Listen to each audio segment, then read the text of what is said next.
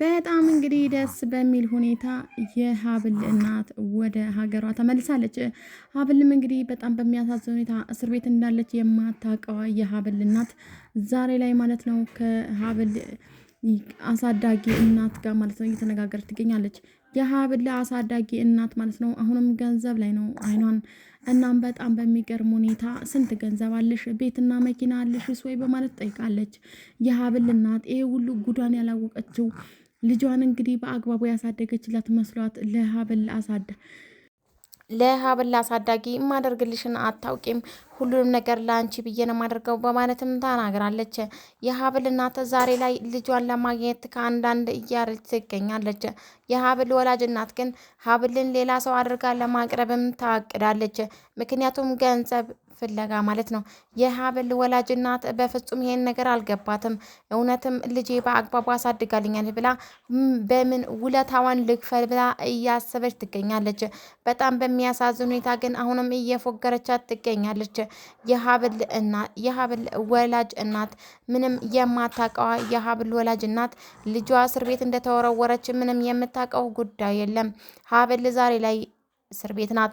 በጣም በሚያሳዝን ሁኔታ ሀብል ዛሬ ላይ እስር ቤት ላይ ታሳልፋለች። እናም እዝራም እንግዲህ ማለት ነው ጠበቃ ቀጥሮላታል። ግን ደግሞ በፍጹም ልትወጣ አልቻለችም። ምክንያቱም እየተጠረጠረችው በሰው ግድያ ስለሆነ በፍጹም ልትወጣ አልቻለችም። በሌላኛው በኩል እዝራ በጣም ተጨንቋል። የእዝራ አባትም እስክንድር በጣም ተጨንቋል። እናም እንግዲህ ሀብል ልጇን በፍጹም እንግዲህ እንደታሰረች አታውቅም ማለት ነው። የሀብል እንግዲህ አሳዳጊ በጣም ግን በሚገርም ሁኔታ ልጇ ሌላ ልጅ እንደሆነች ልታሳያትም ቆርጣ ተነስታለች። እናም እንግዲህ አሁን ላይ እዝራ ያገኛትን ልጅ ማለት ነው ወይም ኩኩ ሀብል እንደሆነች አድርጋ ልታቀርባት እና ብዙ ገንዘብም እንደምታገኝ ተናግራታለች። በጣም እንግዲህ በሚያሳዝን ሁኔታ አሁን ላይ እዝራ የዛ ቤት እውነተኛ ልጅ እንዳልሆነም ታወቀ። በጣም በሚያሳዝን ሁኔታ እናቴ በጣም ትበድለኝ ነበር፣ እናት ግን ለልጇ እንዴት እንደዚህ ትከፋለች በማለትም ስብሰለሰልን ያደግኩት በማለትም ለሀብል ይነግራታል እዝራ። ሀብልም እንዲህ በማለት ተናገረች። እናቴ እኮ አይደለችም ያሳደገችኝ እናቴ ናት እንጂ እውነተኛ ወላጅ እናቴ አይደለችም ወይዘሮ ዘነቡ በማለትም ሀብል ለእዝራ ትነግረዋለች። እዝራም በጣም አዘነ። እኔና አንቺ ተመሳሳይ ታሪክ ነው ያለን፣ እናም እንተባበራለን። ሀብል እኔ በፍጹም አልተውሽም፣ ከጎንሽ እቆማለሁ፣ አለ የተባለ ጠበቃ አቆምልሻለሁ በማለትም ይናገራታል። እናም ሀብል እንዲህ በማለት ትናገራለች። እሺ ጋሼ እንዴት ነው ደህና ነው ግን በማለትም ትጠይቃለች። ጋሼ በጣም ደህና ነው፣ አንቺን ማየት ይፈልጋል በማለትም ይናገራታል። ወይዘሮ ዘነቡ ዛሬ ላይ ከሀብል ወላጅ እናት ጋር ቁጭ ብላ ታወራለች ማለት ነው። እኔ ልብስ እያሳጠብኩኝ ነው ያሳደግኳት፣ እኔ አፈር ድሜ ልብላላት እንጂ እናቷ እሷ በጣም አቀማጥዬና አሞላቅቄ እናም ጥሩ ስነ ምግባር እንዲኖራት አድርጌን ያሳደግኳት፣ በፍጹም አትሰቢ በማለትም ትናገራታለች። በእውነት ወደ ከካናዳ ነው የመጣሁት በማለትም ስትነግራት ጊዜ ነው ወይዘሮ ዘነቡ ለገንዘብ የቋመጠችው። እናም እንግዲህ ለገንዘብ ቋምጣም አልቀረችም። ገንዘቡን ቤት በኩል እንደምታወጣባትም እያሰበች ትገኛለች። በእውነት ምስኪን ሴት ሆና ከፊት ለፊቷ ቆማለች። በእርግጥ ወይዘሮ ዘነቡ በጣም ተንኮለኛና ተንከሲስ መሆኗ ግልጽ ነው። ግን ደግሞ የሀብል እናት ከወዳ ከባህር ማዶ መምጣቷን ስትነግራት ነበረ። ለካ ከውጭ ነው የመጣሽው፣ ታዲያ ምን አለሽ? ገንዘብ መኪና አለሽ ወይ በማለትም ጠይቃታለች። ሁሉንም ነገር አለኝ፣ ግን ደግሞ ደስታ የለም። ልጄን አጥቼ አንድ ቀን እረፍት አግኝቼ አላቅም፣ ሰላማዊ እንቅልፍ ከልክሎኛል በማለትም የሀብል እናት ትናገራለች። በሌላኛው በኩል እዝራ ያንን ነገር ከሰማ በኋላ በጣም ጨነቀው። ማውራት አቃተው። በጣም ጭንቅ ብሎት መንገድ ላይ ቆሞ ራሱን እየተጸጸተ ይገኛል። በጣም ማዘነ። ምክንያቱም ለካ ብዙ አይነት ችግር ያለበት ሰው ብዙ አይነት ነገር አለ። እኔ ሳላውቅ ሀብልን ጎድቻታለሁ፣ በጣም አዝናለሁ በማለትም እንግዲህ እዝራ ይናገራል። ምክንያቱም ምንም ሳያውቅ ማለት ነው ለሀብል አንቺ ውሸታም፣ አንቺ አስመሳይ፣ የእናትሽ ልጅ እያለ እየሰደባትም ነበረ። እዝራ ግን የሀብል እውነተኛ ታሪክ ሲሰማ በጣም አዘነ። የኔና የአንቺ ታሪክ አንድ አይነት ነው፣ በጣም አዝናለሁ ግን አልተውሽም በማለትም ከተናገራት በኋላ እባክህን እዝራ እዚህ እንዳተወኝ እንደምንም ብለህ አስወጣኝ በማለትም ሀብል የእዝራ እርዳታን ጠይቃለች። በጣም ግን ደስ በሚል ሁኔታ እዝራ አሁንም ከጎንሽ ነኝ፣ አልተውሽም፣ አለ የተባለ ጠበቃ ቀጥሬ ያስወጣሻለሁ ከዚህ በማለትም ይናገራታል። ግን ደግሞ ቤቱ ላይ በተፈጠረው እያንዳንዱን ነገር ማለት ነው በጣም አዝኗል። እዚች ጋ የመድረሷ ምክንያትም እኔ ሊሆን እችላለሁኝ፣ እኔ ተወት አድርጊያት ነው በማለትም ይናገራል እዝራ። ዛሬ ላይ እሷን ለማስወጣት የሚከፈለው መስዋዕትነት ሁሉንም ለመክፈል ዝግጁ ነኝ ይላል እዝራ። ዛሬ ላይ እዝራ የአቶ እስክንድር ልጅ አለመሆኑን ሲታወቅ በጣም አዘነ። ምክንያቱም እሱ ከመጀመሪያው ጀምሮ ሁሉንም ነገር ያቅ ነበር። ግን ደግሞ ማንንም ሰው አያውቅም ነበረ። ምክንያቱም ነገሩ ሚስጥር ነው። በጣም ግን በሚያሳዝን ሁኔታ ዛሬ ላይ የሀብል ወላጅ እናት ከወንዝ ማዶ ስትመጣ ምንም አይነት ነገር አልጠረጠረችም ነበረ።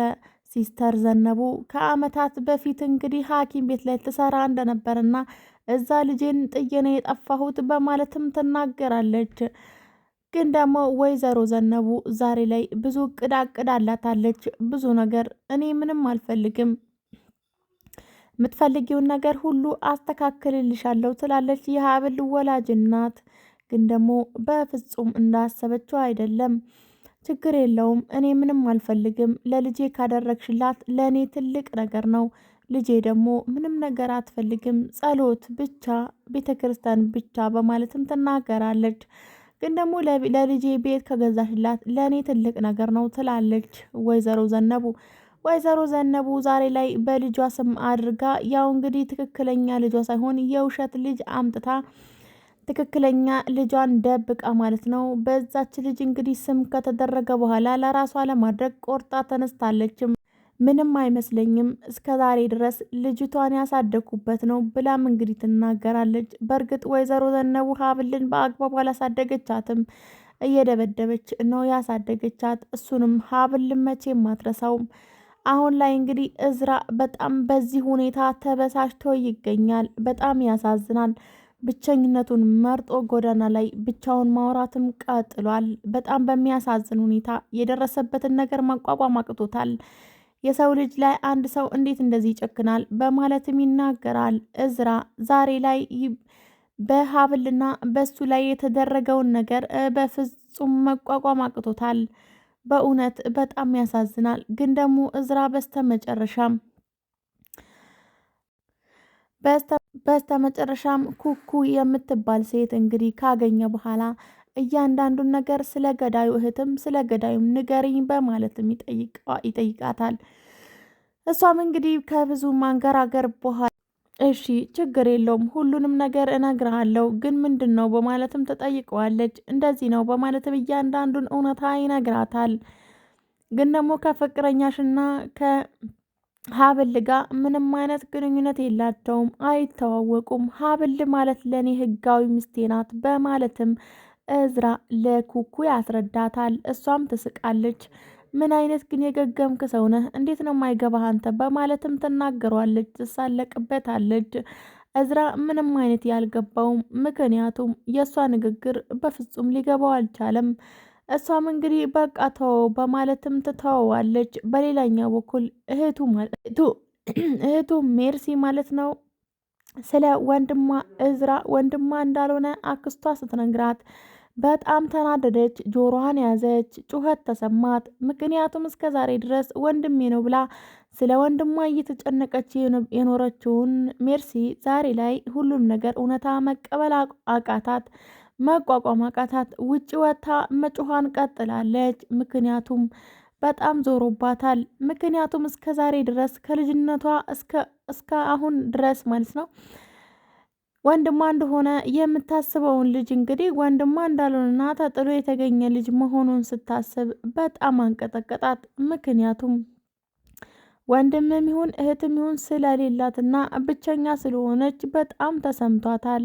ምስኪኗ ሜርሲ ዛሬ ላይ ለአክስቷ እባክሽን አክስቴ አቁሚ አቁሚ አክስቴ እንዳትነግሪኝ፣ ምን አይነት ሰው ነሽ ግን አንቺ ይበቃሻል፣ በማለትም ለአክስቷን አፏን ታዘጋታለች። አክስቷ እንግዲህ እቅዷ ማለት ነው ሁለታቸውን ከዛ ቤት አስወጥታ እሷን ንብረቱን ሀብት ንብረቱን ለመውረስ ነው። በሌላኛው በኩል እዝራም እንደዚህ ተጨንቋል። በጣም በሚያሳዝን ሁኔታ ውጭ ላይ ቁጭ ብሎ ይብሰለሰላል።